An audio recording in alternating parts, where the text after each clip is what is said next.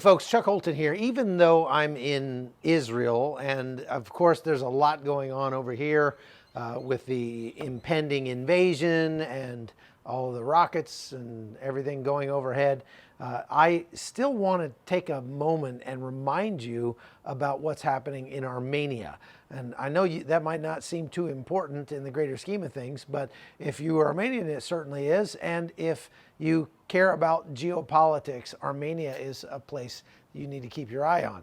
Now, what's going on there? Well, Armenia has been in a conflict with Azerbaijan for quite some time, and we're talking going back like 30 years or more. But in the recent months, the conflict has really gotten much worse.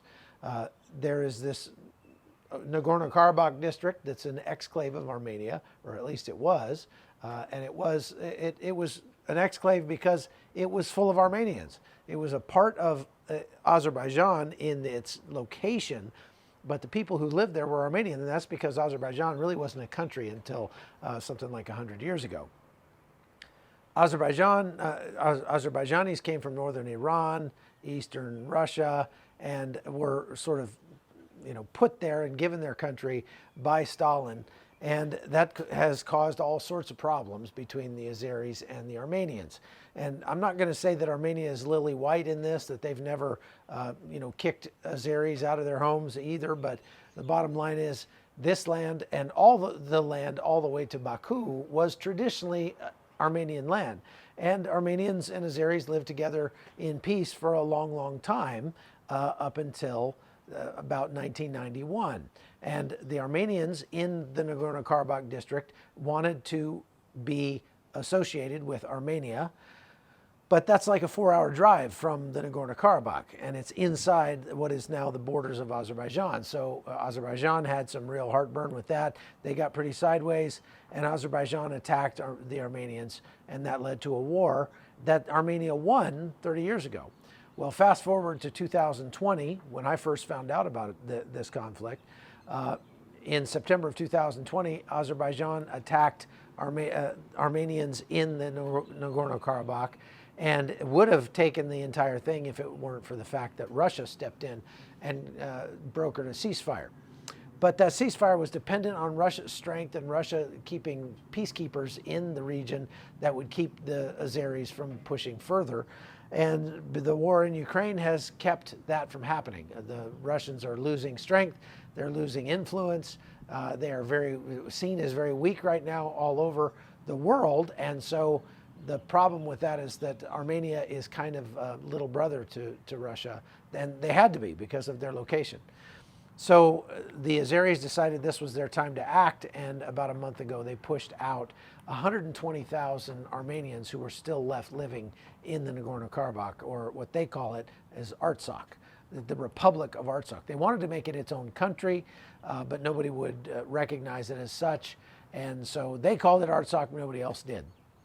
Now, here's the problem that we face right now.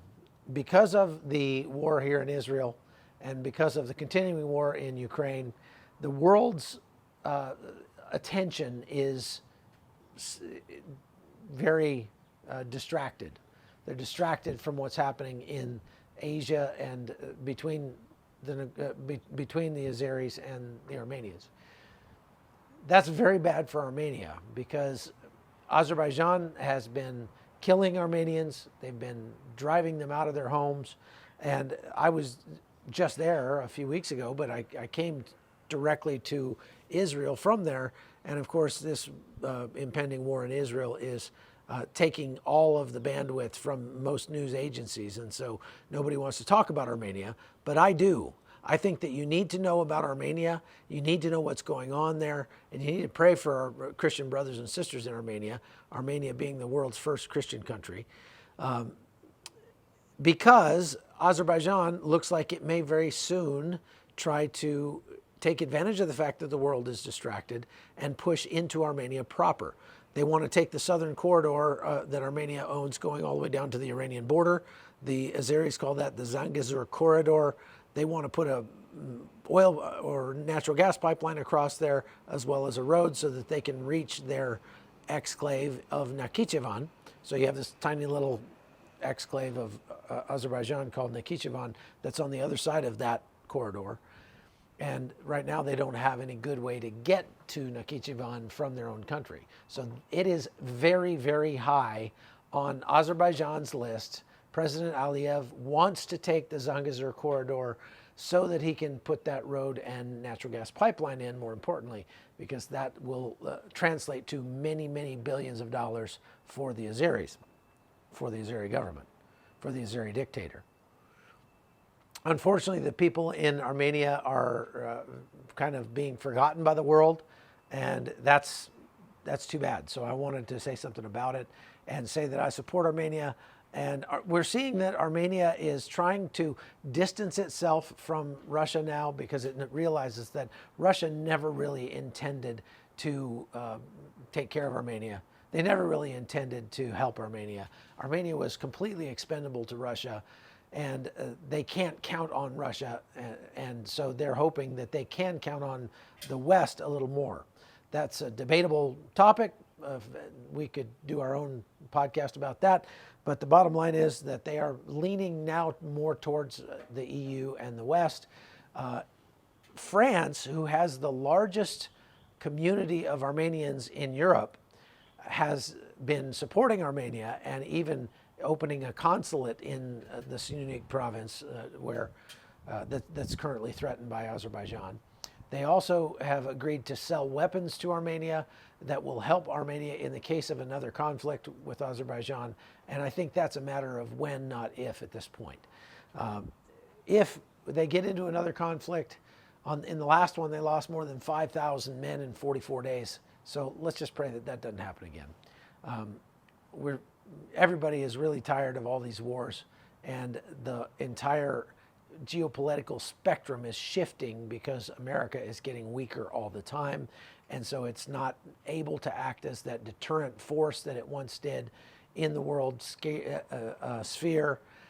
So all that to say that Armenia is suffering because of it, and may very likely be suffering even more in the near future if Azerbaijan decides to take over that southern corridor. And they've even said that all of Armenia belongs to Azerbaijan, and it's Western Azerbaijan and that sort of thing.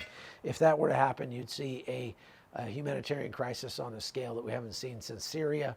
And so let's pray that that does not happen. And again, keep your eye on, if you're not familiar with Armenia, you should be.